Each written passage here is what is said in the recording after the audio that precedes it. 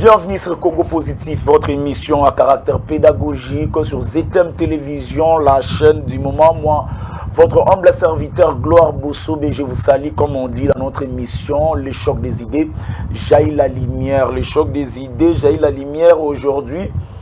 On n'aura pas besoin de carte parce que je crois que nous avons invité on a Bengilelo, Bazabao, aussi respecté. Désormais, dans Congo Positif, il y aura carte vert, il y aura jaune, il y aura rouge. Pour na oyo yo bazo, to samibe côté bao bazo insulté na plateau, bao bazo lo bamabe, bao bazo kata bango so bakati o maloba bazo linga koti kate. Chokakaba idée pour que Mboka et Kende, vous savez, lundi à l'élo, ils ont lundi moko, ils ont plein d'actualités où tu peux débattre Mokolo, il y a l'élo, je ne suis pas seul sur ces plateaux, je suis avec Ndeko Wakengela que vous connaissez, et puis Togozo Maître Bidoya d'ici Péawawa, avec Ndeko Arma Monkulu, je crois que non. C'est avec Bango que tu peux un peu débattre. Si j'ai 10 jours sans plus tarder, je m'en vais à couper ça un peu titre Oyoyo, to Kolobela Mou Koloya Lelo, et puis pour na dossier Msusu, beaucoup landango na Congo Positif. Il y a plein des histoires. Mon numéro est là. Vous voulez participer à l'émission, n'appelez pas Koma Kokoma Iko Zalamalam pour que sitting du bloc patriotique interdit par le gouverneur présentement. La police est déployée partout na Kwenwana, même si na liboso ya Assemblée nationale à Soko Yewana, okomona que ma policier parce que le tongo le luna tamboli penda partout. Na komi kuna na komi be na komi na Yewana, ba policier baza déployé partout. Polémique autour des enquêtes des hold-up réalisés par 19 médias étrangers et puis 50 ONG. Boyemi Makambo, il y a des détournements. Il y a cité l'autorité morale, il y a FCC, Nakati Nayango. Et enquête, il y a 19 médias. 19 médias, il y a Mboka Bapaya et puis il y a 50 ONG. On va fournir effort pour la enquête sur la bourrier, ceux qui sont vrais, tous les faux. On a Congo Positif à la place que Congo Positif, to Bimisaka, Makambo Msusu, Awawa. Sans plus tarder, d'abord, concernant le dossier, je salue Moko ou a intéressé pour le dossier avant de continuer. Bonjour Ndeko Wakengela et bienvenue à nouveau sur Congo Positif. Naibitoye na Lumbango, Soko Utiwapi, Naibité, mais Namonyo Kotina Pema. Merci beaucoup, bonjour moi Mboka Gloire, bonjour Navalandi Nyoso, émission Congo Positif, Nakati à ZTM. Bonjour Nabakongo Mani Nyoso, Bakolanda Biso, na Minute Oyo. Bonjour Banakin, bonjour partout où vous êtes, to Ingibino Yatro. Toza awa pona ko pesa mayel na biso, pona ko lobela Congo, nini Oyo, pa politique ko iko sala po lobby Congo na biso ezala Congo Oyo. Nous sommes là pour répondre à toutes les préoccupations des journalistes. Nous avons fait ça maïl na biso na uti golobango na pesi mbote na secrétaire général Raphaël Elulu bazo na biso na ngonga oyo mbote pe na fédéral Ismaël yende azoa mokambi na biso ya ville ya Kinshasa na bakongomani nyonso déjà baza autour ya Seni baza kolanda biso pour défendre la cause noble et la République. Je vous aime et je suis là. Après l'émission, je vais vous rejoindre. Merci beaucoup. Je crois que non, on continue. Nini Nabiso, la BCDC convoque le DG des BGFI Bank au sujet de la détériorisation des situations financières de sa banque. Webi Nini Banko yo a cité na Bamakambo yo moi ebele. Il y a Bambongo, il y a Moni, convoqué vaccination contre Covid-19, Samalokonde prêche par exemple, Monaki Samalokonde, vaccin. Félix Tshisekedi instruit le VPM Samalokonde pour la mise en place d'une commission de restitution de patrimoine culturel. Donc, la situation, on va évoluer avec ça ici. Sans plus tarder, Nabandika Nandeko Wakengela, en attendant Badeko Msusu, Bakoma Ndeko Wakengela, comment expliquez-vous la décision de Ngobila concernant décision de Ngobila concernant sitting, je pense que et ça distraction pour la population congolaise dans son entièreté. Nous sommes dans un régime d'information. Un groupe patriotique est informé, autorité. C'est à lui maintenant de prendre des dispositions pratiques pour sécuriser les marchands. Biso tozate noto zela rapport na bango. Biso to informé bino. Ezate oyo tokoya tozo sala banditisme na nzela nono.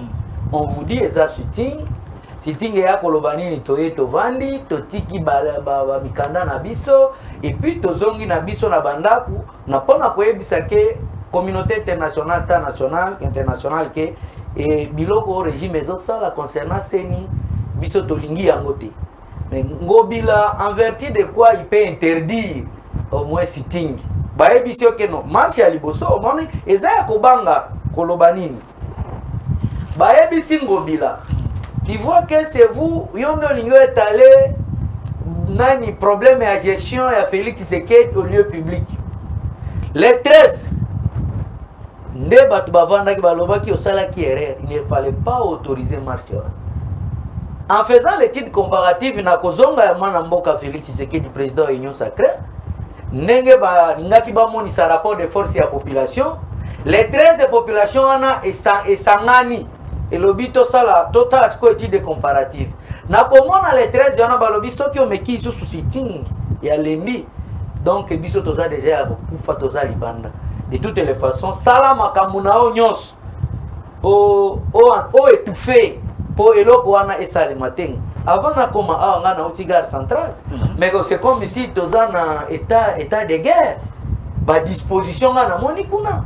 Soki bolobi ete no, itaebiso no tia koloba c'est un régime d'information.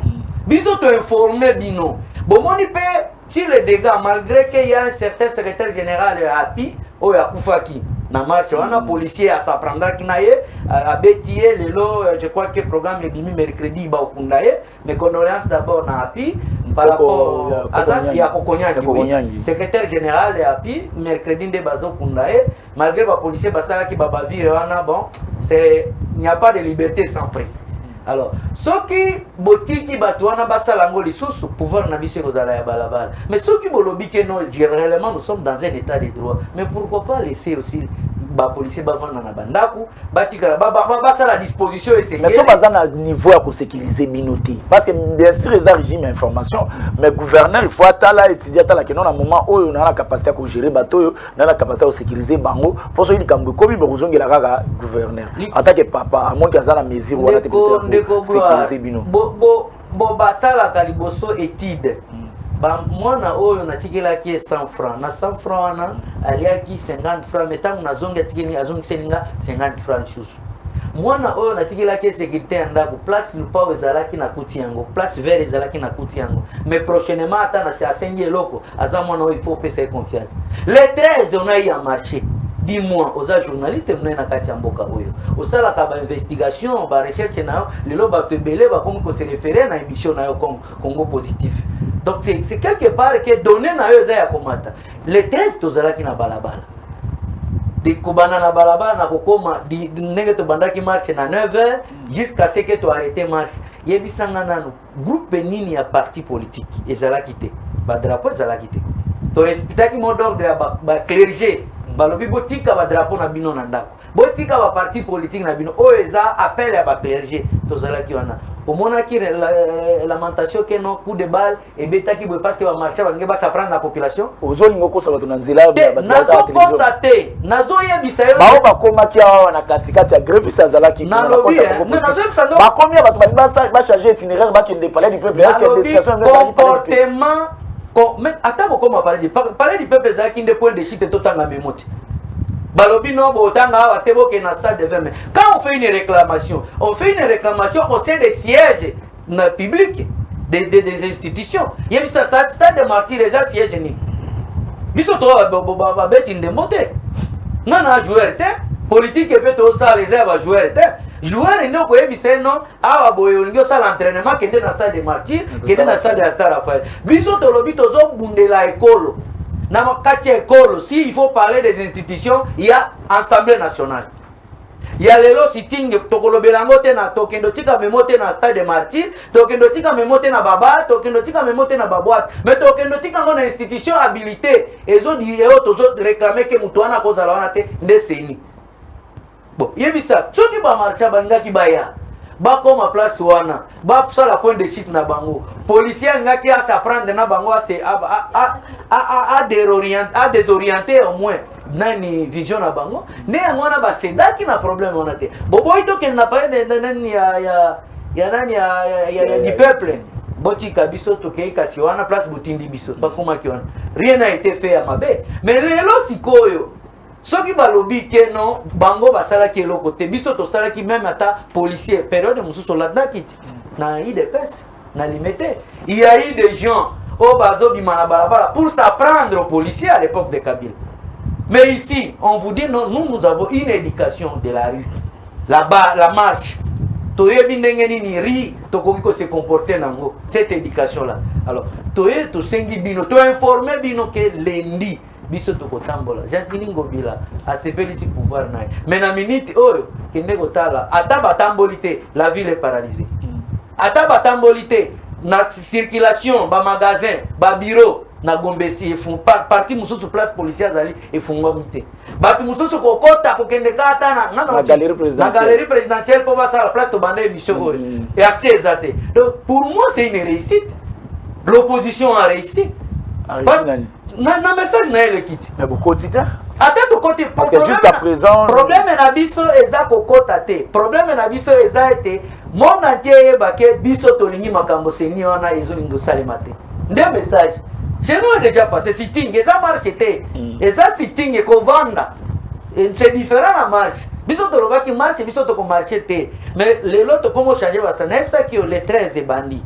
Chaque fois tu commandes programmer un est-ce que c'est une bolinga bosala est-ce que vous en avez et au bout bon est-ce qu'ils ont la faveur na bino oui et dans la faveur na biso parce que c'est le peuple n'a de contester kadima déjà c'est bandi musala ata bosala ko banda ya kadima est-ce que mais ça na temps ya ke balongola kadima balo baote yotikana nu musala bato basala nini batombuki trop yotikana musala comme ça on va continuer ceux qui to sinisinde to kuluka su mutu mususu bomete ke bino mo boluka mambo baloba ke no boluka glissement tango bozo umisa makambo wana tango bozo umisa ke basala te nani oyo kadima sala te nini te so ba bu mambo kadima to bandela su na zéro bazongisa susu ba confession régime ba banda su makambo na bango kuna ti ba raso bisa su président ba mususu ba contester su tamsu o ba obimisa je m'excuse vous ne voyez pas que non bino moko bozo pesa Félix ba beki ko pesa beki et c'est trop dire mon frère na koyebisa ete vous savez l'élection c'est l'un des facteurs il y a développement il y a pays moko. Ce qui déjà, il y a contestation avant les élections, ça c'est très bien que contestation après les élections, problème pays est comme un chaos. Parce que déjà, na maponami oto kende nango, ba institution wana eza habilité ya kosala ya kokomema biso na maponami. Population ya kokota na urne a contesté déjà bureau wana, c'est-à-dire la suite, peu importe crédibilité ou ekozala pays kokene na chaos. Biso tolobi te bango ou soit le président de la République asala o alingi asala lelo non tokoki jamais koloba glissement na lolenge ni kokende tant que le qui s'attend non au moins pour question d'organisation n'est-ce pas pour arriver na résultat au final au pays au peuple les osenga même dans une minute même dans 2 jours même dans une semaine on peut organiser la scène ça ne peut pas nous prendre du temps nous avons encore 2020 22 plus tôt, nous avons encore 2023, n'est-ce pas? Tokosana 2023 en janvier, non. Il y a le temps que nous pouvons répartir. Problème à qui tes alliés. D'abord, le problème est que l'organisation a séni. Akei Kosenga, c'est encore le logo à Okam. Nani Kadim. Nalandaki ake ambassadeur moko bo je me réserve pour dire son nom mais aux gens pensent sango yebiango. Est-ce que notre pays pour commencer au moins son poste pour le fonctionnement de son poste est-ce qu'il a l'accord ya kokende kosenga ambassadeur que nonga na ligne ban donnez-moi feu vert pendant que vous avez l'ordonnance c'est quelque part bango pe bazaya ko se culpabiliser na biloko basali Cette CENI-là n'est pas crédible, mon frère. Pour dire que non, ils ont crédibilité, ceux qui sont crédibles, n'a même pas ordonnance sur la salaki et on va marcher à l'élo, bah c'est tingenga qui est salati. Devons-nous dire que l'opposition est comme un bout de souffle. Félix a gagné parce que nous sommes dans la lobby alt botiki. Ceux qui va lobby tokei. On attend peut-être ce qui nous a rapidement lobby oté. Nous montrons que non Congo mobimba paralysé. Pourquoi? Parce que mot d'ordre pesa maki. Non, ndeko gloire. To confondre état de choses. Na ninge tozalaki, na ninge tozali. N'est-ce pas? C'est un problème d'individu. C'est un problème à Moutou. Dans l'époque, les gens aujourd'hui qui nous font l'opposition, qui sont à la majorité, ils se comportaient dans l'éducation et au Yebi. À des fois, ils étaient là en train de dire, de s'apprendre même dans agent de l'ordre. Mais dans la minute où biso to vandi, au lobby to marché te oui ton gimio, date au to pekisi, pour arriver le 13, mais il y a eu des reports. Vous êtes journaliste, vous avez bien un rapport les alaki. Tony qui to sala les 6, badongolo miso balobino biso peto ko sala journée de réflexion à biso les 6. Tony qui to sala les 6 balobino biso peto ko bimana balabala les 6. Tu vois qu'il y a eu des contradictions. Mais à un moment donné, nous sommes dit que nous sommes des chrétiens. Tokoiko lingate non à chaque moment camouflage ezala. Oh basi baek basi camoufler pour maquiller à congolais tanga. Non. Biso te informer to ko marcher mais tika ba pas marcher librement à l'époque de Kabila. Vous dites que non, Ezra qui a causé la mort de que Félix a gagné. Félix a gagné à quoi? Vous avez dit que Félix est populaire. Parce que Mapeki si vous arriver pour ça le logo Zaki. Mapeki si bisoté. Bisonde tozali sur terrain. Na to tu ebso. Obenga. La pe na uti kuna oui. Mais la bonne mettre pas combien en toka. Alors, Koloba Kopeki Sabiso, c'est trop dit. Peut-être de l'autre côté, ne baza au Kadisaki Bapeki Sabiso. C'est ça au moins le problème. Oh là. Oui, bien. Bon, à moi, ça là, c'est mon soeur qui n'a pas FCC le loi comme le bana, na courage, na nino FCC opposition charge hein de. Non, bananga elo comme ngolo ngolanga na mutu. FCC banda opposition avant ko kandidaté que ils en opposition. On est tous en opposition. Vous oubliez 32 ans, et le mot vérifié. Toké,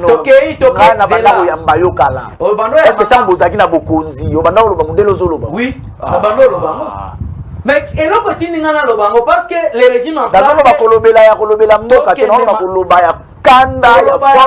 Parce que et l'oko oyo bonaki bo corriger o biso to salaki tout le monde a correction nangote mais il fallait que na se revêti na bana lobana kanda parce que population wana o bo intoxika ki keno Joseph Kabila nari azobo mamboka Joseph Kabila n'a rien fait mais les Joseph Kabila là que la population réclame sur les tout.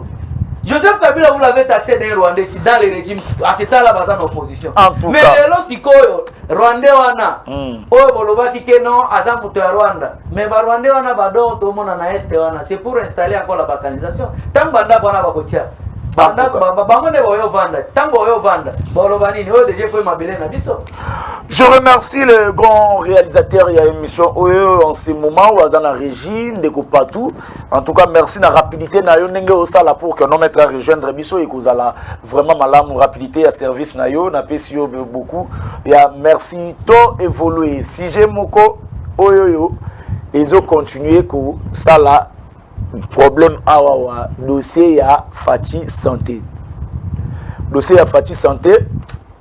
Hier, la Kisingaï, comment le conseiller du chef de l'État, à côté à santé, à Salaki peut s'entraîner à Fati santé, na côté à Matité, à Kitakina CG, au Kiste Kabouya pour inaugurer Yango. Aussi longtemps, le docteur Agos Kongolo nous a confirmé sa participation à l'émission demain. Lobby à Rosalana plateau à Congo positif à Rosalana direct. Bongisa va téléphone. Bongisa bilo revient sur tout parce que l'émission est cause à la téléphone ouvert. Toko yamba docteur Agos Kongolo a coupé cela et puis à Koloba concernant Makambo ya Fati santé parce que oyo azo réclamer que Fachi Santé eza ya ye oyo azo réclamer que Fachi Santé eza ya ye oyo koto pe alobi eza ya ye Fachi Santé eza au juste ya nani. De l'autre côté le conseiller Joël a outi ko installer hôpital na ya Liboso, hôpital ya Liboso a installé yango et puis abengaki ba secrétaire général bakendeki mpona ko inaugurer. Mais docteur Agos Kongolo yé déjà asi abandaki kosala ba makambu nyonso tout etali Fachi Santé soko zana prix ba facture libanda kuno keyo kufuta -3 kuno kufuta -3. Je crois que dossier wana na kozongela yango na moni ndeko moko ya société civile ya mouvement citoyen mukonzi ya kogito akotia wana lumbangu soki auti wapi soki auti kota palais du peuple soki auti côté ya Seni kuna soki auti wapi na ebite. Ça reste seulement Armand Munkulu makambo yango balobaka non bato ine secret obenga binote yango Armand Munkulu tala kiti na yango depuis ti ozoya nanuté. Bonjour maître et bienvenue dans Lumbangu na Congo Positif. Merci beaucoup ndenge na Congo Positif oyambi biso lisusu omoko mwalelo ndeko toko benga ndeko inosaka ko ndenge ni na ebike ngana kozana na plateau. Oh fois kima Armand ebaki ki kozana plateau ya mwa kimi il faut kima kwa ko ya te azana eloko ko ya koloba na plateau te Armand Munkulu. Mais eloko to mona na kamwe courage ya bandeko ya FCC ndenge apui quand même courage a été ayebi peke yo kozala pe ya ye tondo mwana na mwa moke mpo na ebito lokutani nya kobuka po baimboka nde baza na esengo po bayebi ke tolo ba yo lo ba ba ke yo ba ya te batike ba yo ka plateau molobeli na bango yeyo aza bongo na plateau to ke mbambo na mbango le sujet parce que au commis na retard c'est normal bokende ki no soki makambo city des songo bila comment monyango ya kopikisa ke no bosala we bitango nyonso na koloba na émission na ete yakana koseka mibale koseka ya sengo na koseka ya mawa mokolo wana komona ba mama baembaka nzembo moko bakoloba kimbuta zonga to bongisa makambo oyo ngobila kokoka te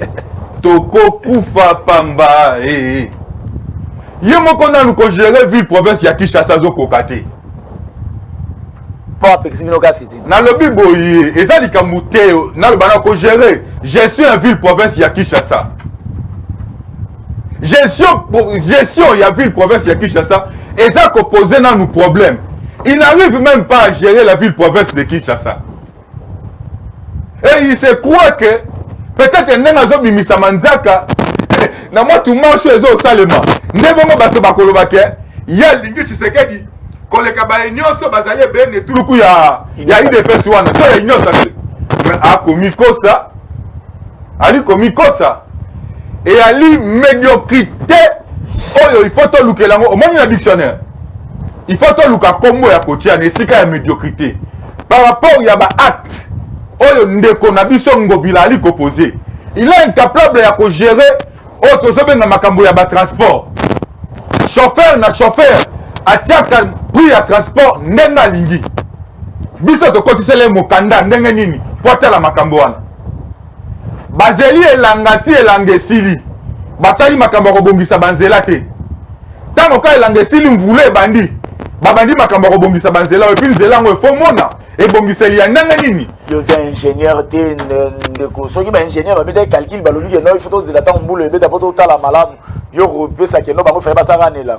Merci beaucoup bakestion eza ya yo biyano eza ya ngai nde boye tokoloba ezali koatteste déjà que mpona kogestion ya rete publique ezali il faut kotia bamécanisme en place oyo ezali kopermettre ete bayi mboka basosola ete mboka ekotambola ndenge elongobani ntango kotala gestion province ya ville province ya Kinshasa okomona ezala na oyo tokobenga budgétisation ya mopanzi ya DGRK okotala ndenge makambo ekosalema ezala na makambo ya nzela soki otali mariage na bango Silvano Kasongo otali Godin po mopanzi ozi maboko tie na moto obi oyo tokufi moto akolokotela biso na bitumba oyo ali te nde tokoloba ete nde Kongobila tala sima makambo kosala ya nde pasalaka bokesenyalité mais Keba.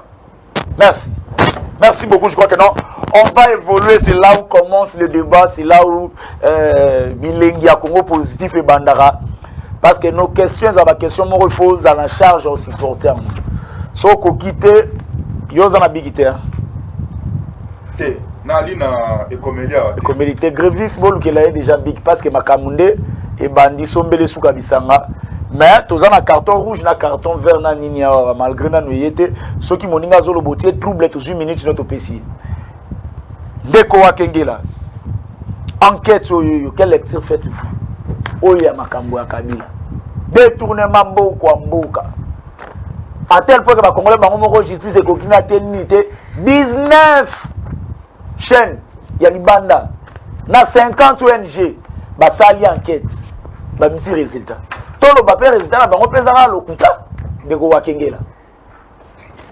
Merci mon mboka gloire lecture n'ignoce. Na pêche d'abord mon co-débatteur Mbote malgré le retard, il est de la société civile peut-être qui na marche à soutenir cause noble pays zolinga tokene nango.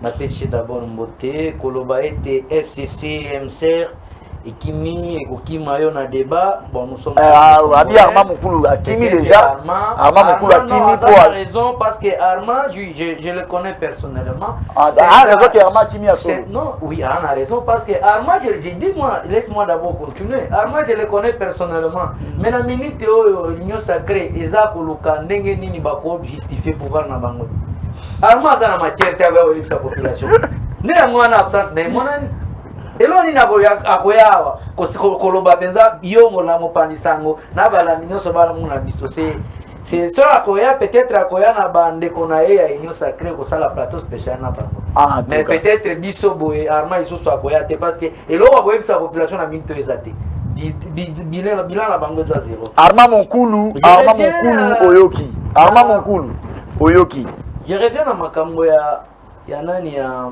enquête au tiko soulever mais avant ya mona comme en enquête je voulais quand même lire au moins passage ya premier président zambien Dr Kenneth Kaunda alors à 95e anniversaire nae il a dit à Kabila ceci vous êtes réellement un vrai fils d'Afrique dont le nom sera inscrit pour toujours dans les annales de l'histoire comme un démocrate. On a le béni Kabila. C'est message que c'est pas en Afrique c'est papa na toko ko bosana c'est une bibliothèque ce qui toke na makambo ya site nani ya enquête ndeko nangai nul n'ignore les analyses ba convoitise ya communauté internationale et les occidentaux pour les présidents africains qui ne dépendent pas de nana batouana. Parmi les présidents africains, qui ont défié responsabilité à occidentaux, Joseph Kabila Kabange fait partie. Ça, je vous l'ai dit. Je commence d'abord par là. Kabila a organisé les élections ici. A échappé financement de la communauté internationale. Parce que il y a financement. Ce qui la main qui donne, c'est la main qui dirige. N'ignore. Kabila a Saliango. Kabila il organise les élections en Afrique sans tenir compte des paramètres oyo kanina oui période de touti nango na Afrique partout on vous dit non o anaza kanina ba mindele o anaza kanina na bango. Kabila a échappé à cela. En donnant, nous allons consommer l'Afrique, nous allons consommer les pays, nous allons consommer la RDC. Totiki makamwana. Dans l'élection et salemi, ba contestation. Nous n'avons pas oublié que la France a envoyé son espion ici à la veille à passation pacifique. Il y a serment. Il y a nani à ce temps-là, c'est président de l'Union africaine. Nani Kagame. Akomi Awa. Pardon, on continue. Makambe bandi te. Makambe bandi ko koma sérieux.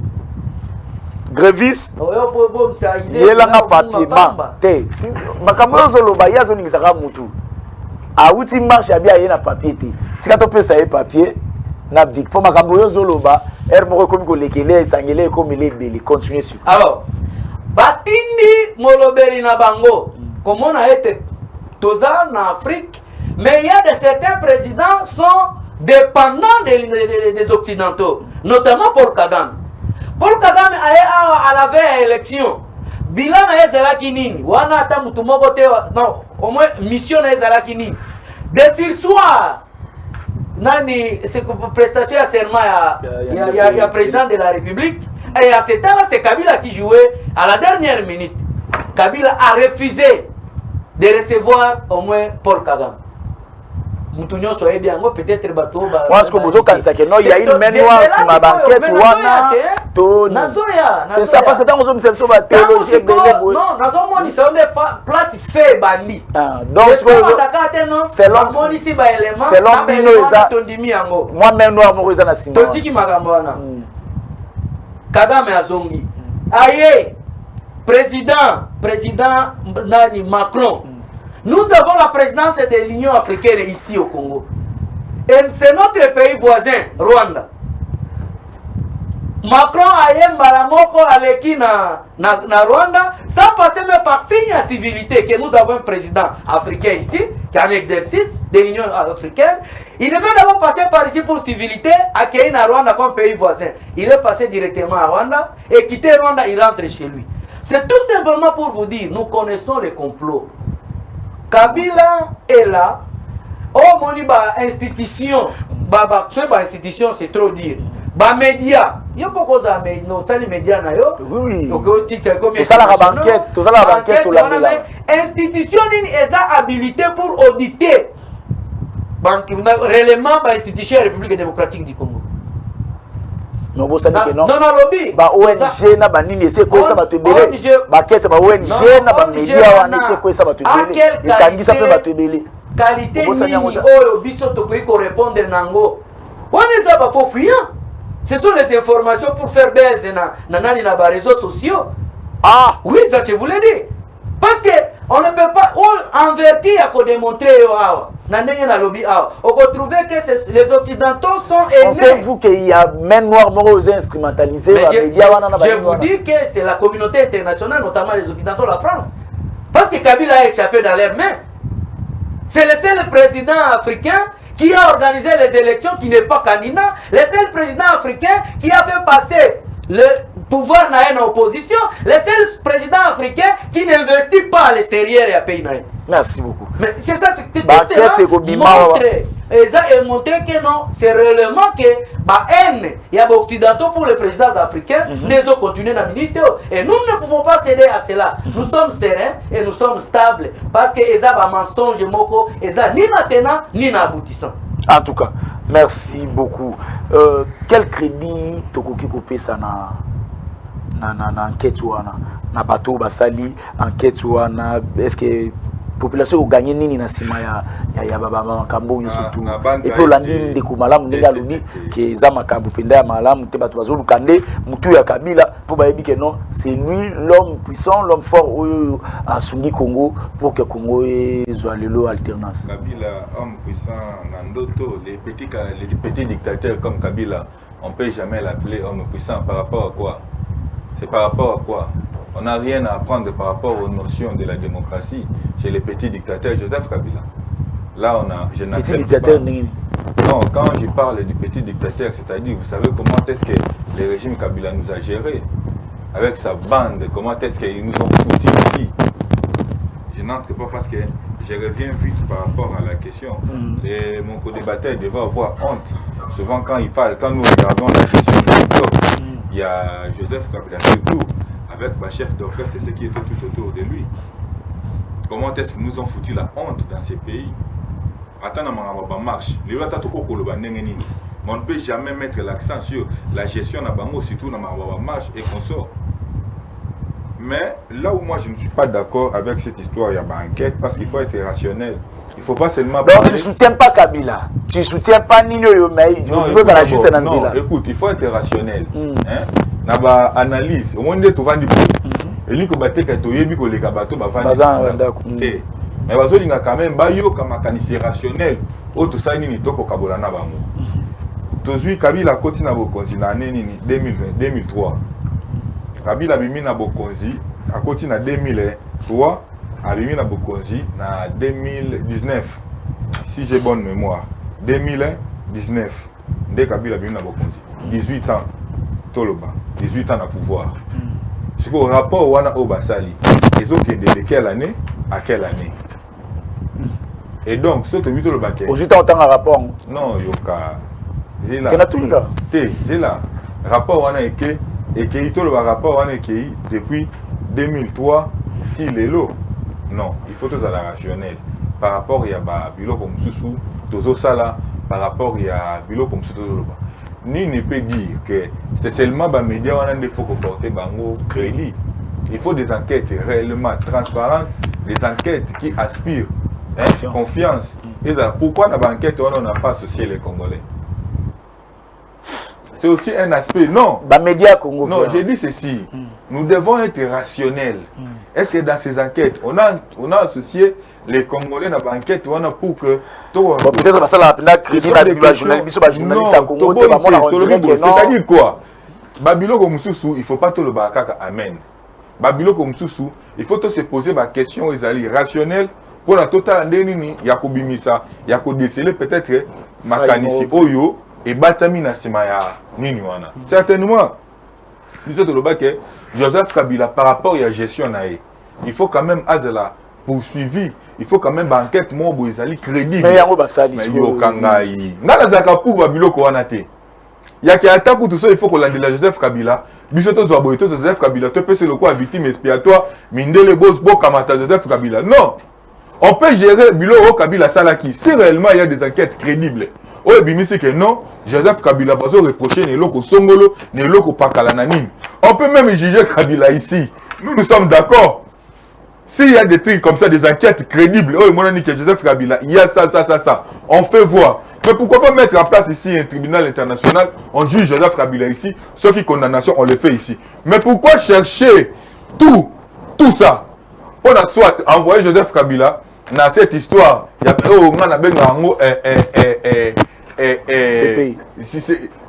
boutique européenne, CPI, non, moi personnellement, je ne partage pas cet avis. Mais qu'est-ce que nous disons? S'il y a des faits, certes réels, précis, qu'on reproche à M. Kabila, parce que nous sommes mais maintenant, s'il y a des trucs comme ça qu'on le reproche, certainement il faut que Kabila crée un tribunal international sur place ici, qu'on s'habille à Kabila, sur place, et ne bilo comme ça, c'est crédible. Au lieu de même dans la boutique européenne, tout. Non, c'est cet aspect en tout cas. Étant un panafricanisme. C'est ça que moi j'ai dit. Moi je suis un vrai panafricaniste. Et étant un vrai panafricaniste, je n'accepterai pas que les histoires se fassent de cette façon. En tout cas, étant un vrai panafricaniste, donc Nyon Sowana, au Salangote, donc peut évoluer, moi, mais qu'est-ce que vous avez implication, il y a BGF, donc, inclure, il y a un catino,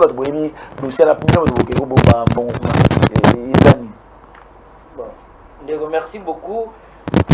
Nana revenir vous êtes de la société civile, n'est-ce pas? Toza a une identité politique, n'a évité de la société civile. Oui, mais sachez très bien qu'il faut reconnaître que dans la gestion du pays, il n'y a pas besoin de kati. Vous connaissez il est fruit de la société civile. Alors, s'il faut faire des gestions, il faut condamner des gestions, il faut quand même aller dans la ville.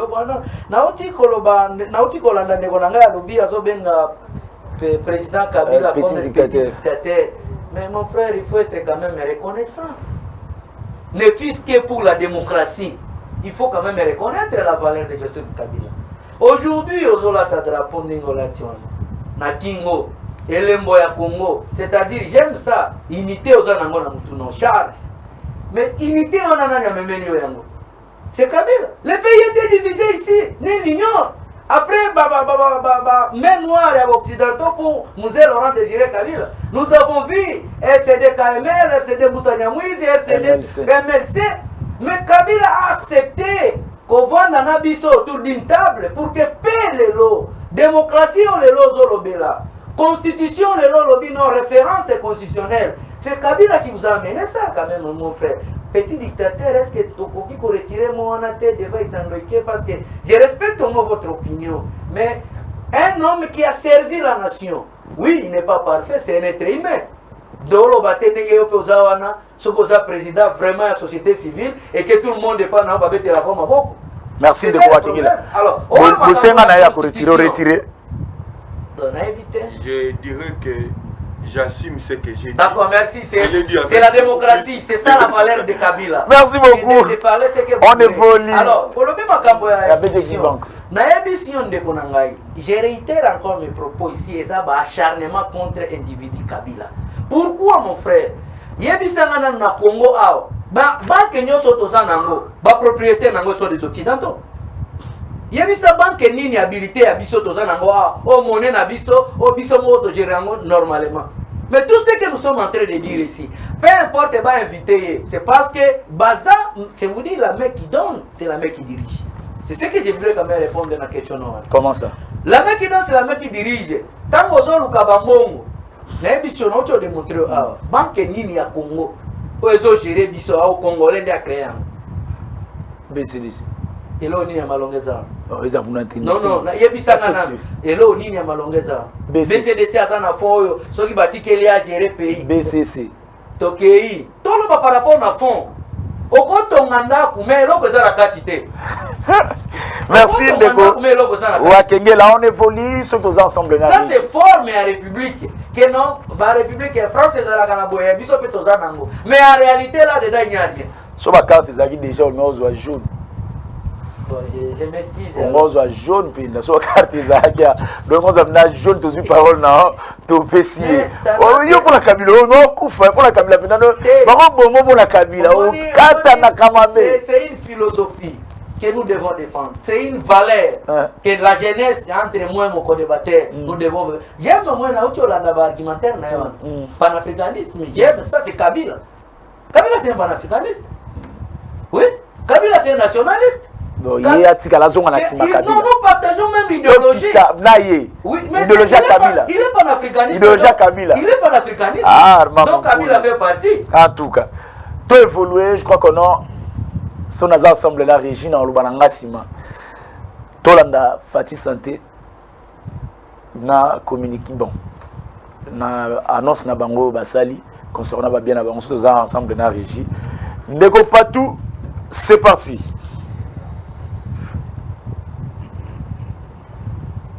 En tout cas je crois que ndeko patou azana nous prêter to ko évoluer pour que notre mekaepe ko simba ba dossier nyonso tout Félix Tshisekedi pour restitution du patrimoine. En tout cas, avant de continuer le dossier tout la nano Fati Santé. Tout la Fati Santé comme ça. Tozela kimingi, promesse et comme réalité, prise en charge sanitaire initiée par le chef de l'État Fatou Béton, matérialisé par les docteurs à gauche congolo dit Béton. Nanzela ya structure ya monene Fati Santé, balo bakamboka elengi, santé pe, ekomi elengi mituna na bino ebele ezubiano, kala mingi te, mobange na hôpital hautement équipé, ezali kotongama, répondant aux normes internationales, pour la prise en charge ya ba maladie ya ba coups sociaux nyonso. Tala, papa, maman, elenge, oyo azomi na toute étendue à ville province ya Kinshasa, komi tungisama na yo te.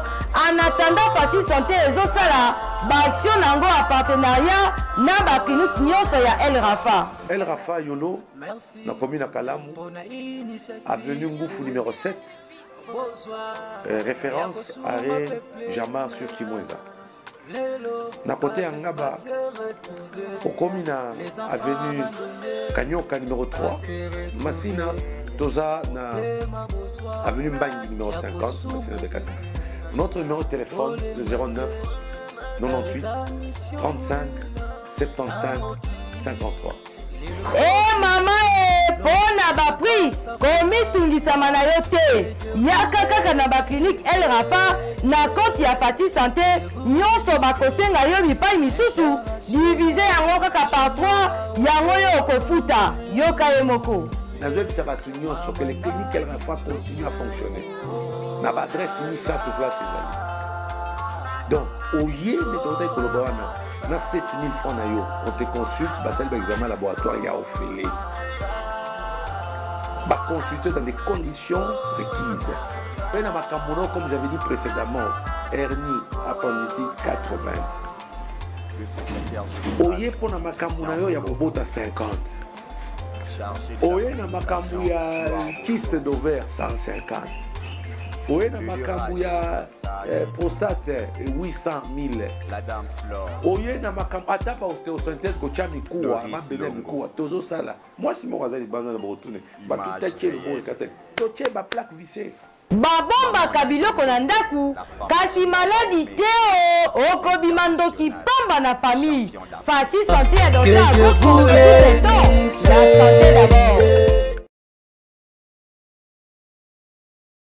Eh bien, vous avez suivi le docteur Agos Kongolo, projet dans le Binango Yangoana, et docteur Morope Azali, Azali Azali, conseiller, chef de l'État, il est Azali, il est Fati Santé. Mais à l'objet Fati Santé, il y a docteur, na projet, surtout, il y a été. Il y a Bango, la présidence, le président de la République, un mois avant Azala élu comme président de la République. Alors, le docteur Agos Kongolo, projet Oyo Boutu Kolanda Atikango. Atiko Salango, Salango, le parce que projet wana ils a battu. Le docteur aussi de son côté, à le projet il y a ce qu'elle a pas monté à plagiater. C'est là où se pose le problème de Kopapi ou Kengela. Je crois le dossier un mot par rapport à ça. Non, félicitations d'abord au docteur, au moins na cause de la population, ce qui est pour servir la population, ils ont la market, ils ont déjà sur le terrain. Ce qui est l'élément pour ça pour la population pour des chapeaux. Tu ça là déjà. Ça là déjà parce que ce qui est dans la clinique El Rafa.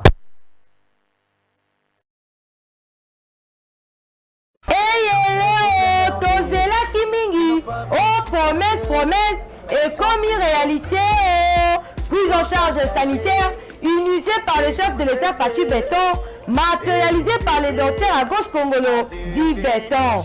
Nanzela ya structure ya monene Fati Santé, balo bakamboka elengi, santé pe, ekomi elengi mituna na bino ebele ezubiyano, kala mingi te, mobange na hôpital hautement équipé, ezali kotongama, répondant aux normes internationales, pour la prise en charge ya ba maladie ya ba coûts sociaux nyonso.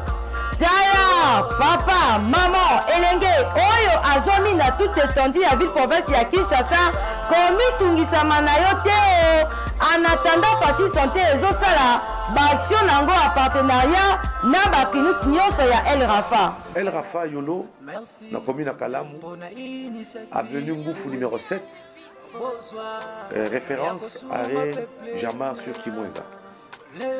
Na côté Angaba, au commune avenue Kanyoka numéro 3, Massina, Toza na avenue Mbangi numéro 50, Massina de 4. Notre numéro de téléphone, le 09 98 35 75 53. Eh bien, donc, comme vous avez suivi, Congo est dans la réalité. Congo, problème technique est raté. Congo courant, Congo, toutes nos excuses, on continue. Dès que non, le docteur Agos Kongolo interdit qu'il y a ça là, parce que ils ont déjà dossier, il y a un conseiller, un président de la République. Donc, ils ont que nos projets, ils ont déjà. Sauf qu'il y a une clinique, elle rafragne sur tout. Il y a le docteur Agos Kongolo. Aucun combat Fati Santé. Malade so zaki na on ba facture ki okuna prix nini so ok kuna ko Fati Santé ba diviser en fa 3 nde yo ko futa malade lo ko futa ngana mtu Fati Santé no kendeni yo ko kende ulinyo kende kuna te c'est bon un commentaire par rapport à yango ba clinique ezali o ngala habilité o kende na let's go wapi ya maman Olive ezali eza moins cher ba clinique ça plus que même ça même ba maladie mususu Mais pas vraiment visa ya pamba ba ko soigner au félé. Ce cas ils ba makamo ko grave. Donc l'équipe Fati santé ba ina ya Fati santé. On est là aux les cas na réellement aux comprendre. On a minute de comprendre déjà je suis à Union Sacrée. En pleine émission pour Ikei. Oh. Tu vois que il y a des problèmes que atato lingito tiango elikia otali kama kama ndenge zokende yango moko eso. Donc on na bango neza Union Sacrée. Mais quand il y a déjà la tête ça ne fonctionne pas. Tant bozo elle est là.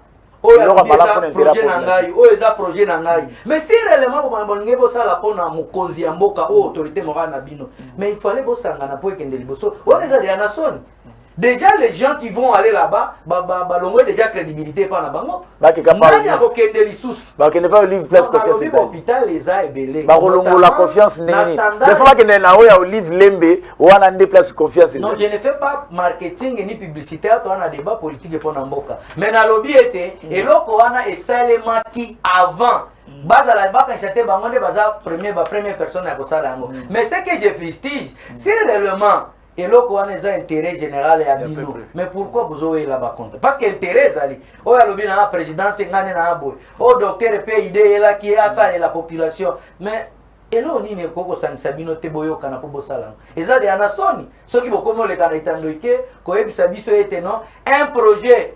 Mukie kaka oyo ekoki ate belete na niveau ya présidence bokomo oyo là na partenaire privé un individu qui veut faire honorer au moins président de la République à travers ba promesse mais il a vu yango lobi awe koza la promesse était na edende konangai na passer na réalité mais il fallait batika ya kinena ngoli bosoji.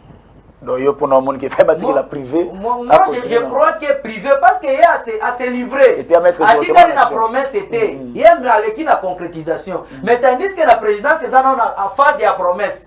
Mais côté on déjà au lobby, ceux qui battent dans bango bazali ba les cadets en hôpital, na ba point de chute na ba Fati santé ba aux traité. Mais ceux qui m'ont bandé déjà action et sur le terrain, ba plan de gestes salimi. Mais dis non la philosophie beaucoup de l'année. Vraiment. Il était une promesse. Je profite de l'occasion pour féliciter l'ingénieur Amounene Mboko, ingénieur Anderson. Je crois que dans minute où Sam Salamoro Amounene, sera que Sili n'a remémoré pour l'accès à Mboka place Azali, ingénieur Anderson. Je te salue là où vous êtes, là où place vous allez. Ndeko, yo qui va intervention Ndeko concernant l'hôpital, il y a Fati santé. Il faut maman Olive peut à Salah déjà bilora bongo. Donc il faut que n'a pas maman Olive. Exact. Tous les minutes na même niveau que Ndengozo pesa Ndeko. Na habité peut-être basombi na FCC. Bato FCC bazalaki awa basombi na Union Sacrée. Yo pe yele lo basombi na FCC. Bato société civile on na za citoyen. Ozo pimela nga minute moko pesa ye minute be. Na pimela minute te minute ya mwana na pesi kamata. Formation na ngai. Mais omoni Ndeko FCC na ligne na plateau. Il faut que la moto moko ko kasoi. Na lobaki eloko moko na émission et l'équipe papier ka moto kendo kinaki mukolo te. Kendo ki mukolo et ali volonté. Oh là. Au moniteur akozwa kilo ya ekoya pona ko vanter les petits dictateurs Joseph Kabila. Obi ata bato bavani na bandaku na lo bata lokola mwana yo. Ba supporters ba gangite mais bazo tia maboko na mutu. Aba raté vie. Mais pour nani po bazo kamwa ndeko yo biloko akoloba est-ce que courage na yebité hein épargner ngai quand même na yebité naza na mo ba limite na mo ba terme na ngai na yebité nini na koko tia esika wana parce que tous les kina Kabila na kata mboko courant to yebi situation mai to yebi situation babuma fikin kwa sala côté ya Kingakati tout to yebi ni ignore ce que Kabila nous a fait. Aussi notre ami est parti. Kapangala, à cause de réclamer kaka alternance. Tout ça. Mais notre ami, comment il faut apaiser Bamonae. Vous voyez un peu, c'est ça aussi l'élégance. Il doit avoir honte quand il vient à la télé pour rencontrer des histoires. Il une conviction, c'est qu'il vient mentir.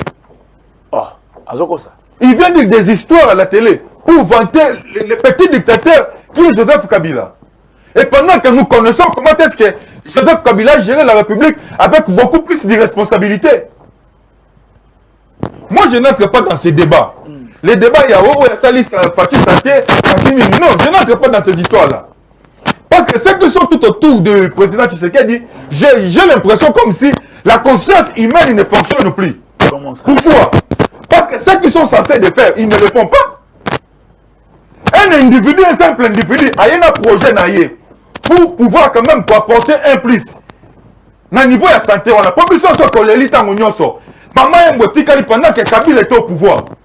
Bania ou bazo les kabazo lié misopo ya bana. Et il va nous dire des histoires ici au plateau. Kabila tout va le mettre ma boko. C'est de n'importe quoi.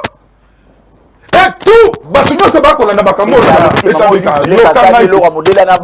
maman aime pas olive lemba que kosa l'hôpital inekuna. Mais non.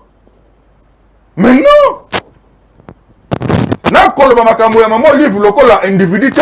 Nakoloba maman olive étant que motondenge ba géraki république et longo à travers mobile nae.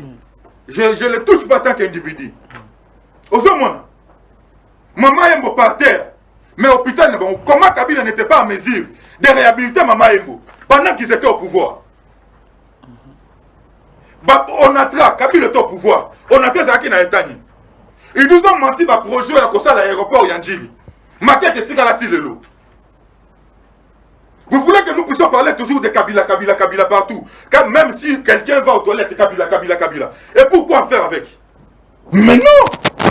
Il a géré la République avec la médiocrité. Merci. Il n'était pas capable de gérer la République. Son temps est passé et c'est tout. Oh là là là là.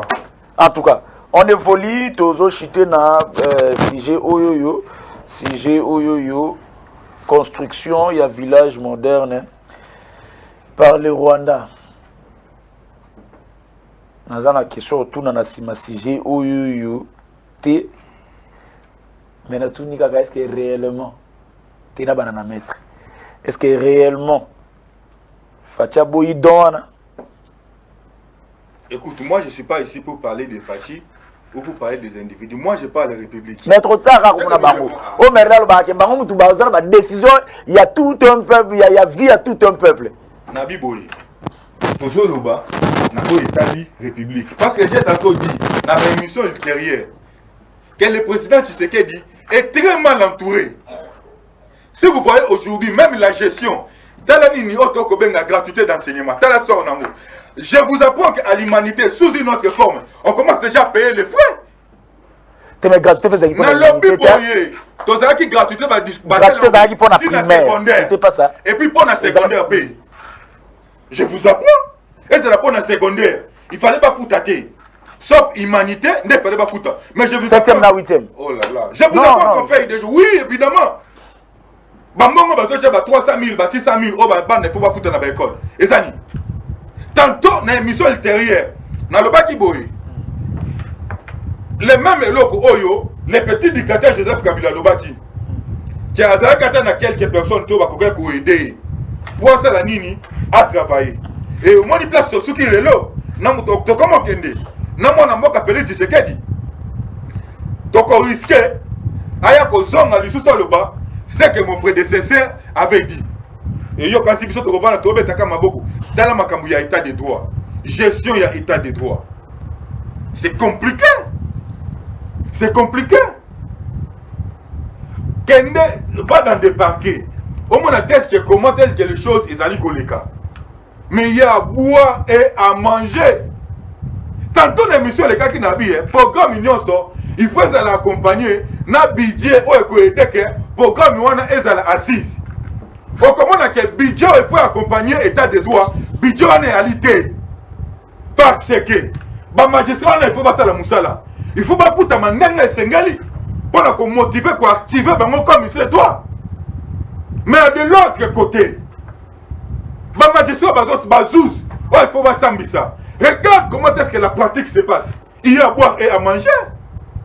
Mais là, tout ça, un projet autour de projet à Rwanda. C'est l'insulte contre notre pays. Merci. Et jusqu'à quand Paul Kagame va continuer à nous insulter comme ça? Merci beaucoup. J'ai l'impression comme si le pouvoir de Kinshasa a peur des rwandophones. Merci beaucoup. Merci.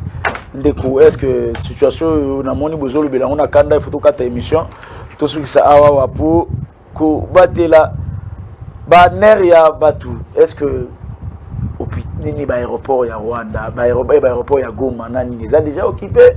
Est-ce que président Boy Penda likambo ya solo? Est-ce que Kutonga Mato, Tonga Mate? Réaction par rapport. Je remercie d'abord mon co-débatteur ce qui a longi Deboluki bobebisa mutuka ya arma, bobebisa pina mutuka ya arma pour qu'il aille à terre. Alobi bien que non, on s'attaque pas à un individu, mais on s'attaque à sa vision, à sa philosophie. Mais avant d'y arriver, nakoyebisa ndeko na ngai, ceux qui osent utiliser les mots pour plaire au public, aux téléspectateurs qui sont en train de nous suivre à ce moment, de faire le péréquinage, je serai un peu abasourdi, des discours du genre populisme. Vous voulez porter les... Parce que tout le monde, pour se faire un cas aujourd'hui, il veut citer le nom de Kabila. Pour que Batouba Tchaïka. Alors, je voudrais que Elokwane Salemate. Aussi bien un petit dictateur, vous êtes scientifique. Et soit ma casse, hein. Non. Et au son bon, ça va. Ce sont les mots qu'ils ont utilisés en gros, mais à une signification en côté. Ça va. Le petit dictateur, c'est lui qui l'a dit. Alors, tant que Zolo Bawana, Barosimu Kengi Bakendaki, même le petit dictateur qui les taxe, là, tu peux les taxer aujourd'hui. Les lots Zanayo Awa. CGA, secrétaire général adjoint, il y a parti politique à Piba Okundaye mercredi. Banan Babomie. C'est quoi Kabino? Banan Babomie. Bon, le petit dictateur on a employé, c'est que j'ai dit, peut-être ils ont utilisé le mot sans pourtant connaître la signification. Merci. Aujourd'hui, on a 18 mois. Nous avons laissé on a dans la tranquillité, la stabilité. 18 mois, il y a besoin d'un mot. C'est Kabila qui a la gestion. Non, il faut avoir la honte aussi. Si on met mis drapeau, drapeau on a ses charges à la République. Comme maman te pour un plaisir, les canetans de cœur, on a que drapeau, on s'identifier comme Congolais. Non. Il faut quand même ça, on l'a dit en gros dans la makoki à Kolobake en gros. Chité la village moderne. Ok, on a makambo ya Olive. Dans ce chité de Konangai. Olive ozolo banaye comme moi si a président ya Mukambila biso ya kala ya Congo. Mais dans notre constitution, vous l'appelez juriste. Vous appelez maître, n'a évité ceux qui ont ma droit, ceux qui ont nini. Mais à quoi il y a une place à Olive et à l'institution, à jouer rôle. À ça, il y a une population, comme moi, comme une femme, qui est individu. À ça, il y a encouragé, comme on a encouragé le docteur. Peut-être qu'il y a un c'est juste l'encouragement, l'œuvre sociale. Mais le docteur, à son tour, il est bloqué par la présidence par rapport à ma promesse. Ton message n'a pas été docteur a la promesse. Tu c'est touché déjà. Village moderne. Le village moderne et l'aéroport.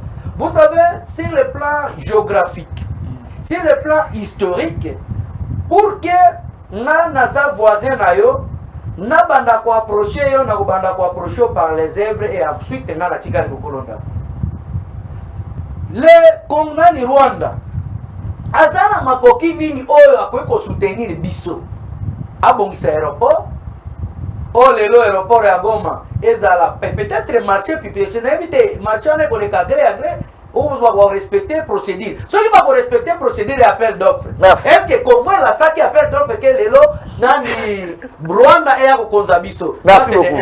Nani n'a chité. Au début était ma coquille on a villa au Rwanda lingi atonga pona biso. Mais je vous rassure, moi je viens de Goma, je connais Goma très bien.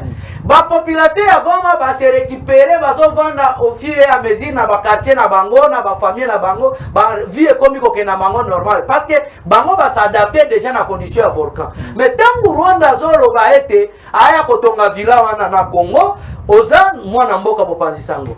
Chaque jour nani Rwanda zalaka na ambition ya eteni wana ya parti ya Goma. Soki siko aeko tonga nani villa nae. Il n'y a que les ressortissants rwandais qui sont à Goma, qui vont habiter là-bas pour que tôt ou tard, nous sommes un élément autochtone d'ici et cette partie nous appartient. Si réellement le gouvernement congolais, au gouvernement pour dénoncer Makambo ya Rwanda, na période, il y a Joseph Kabila Kabange, sénateur à vie, que je salue en passant, et bandi maté Makambo Rwanda, la biso. Peuple congolais, batté Makambo. Merci beaucoup de Papi Wakengela. Merci na Patou, merci na Grévis. Aux a besoin de la Congo positif. Ben, on a besoin de ça. Bah, image, na publicité, tout le monde annonce, ben, ngai, tout le soit pour la ZTM télévision benganga na simananga awa journal ezali journal ba auto exploitera les za ba makambo les gars na journal na 19h donc auto exploiter lobby 1000 ande lango lelo na simananga awa pour actualité de tous nos maman marche na journal na simananga rolandango en intégralité na journal na biso ya ZTM. Je salue tout le monde au Koutani prochainement lobby à partir à 10h40 biso tout na ZTM télévision pour Rolanda Congo positif Arma Kimité na rappeler à Roson Malobi tout prochainement. Merci beaucoup.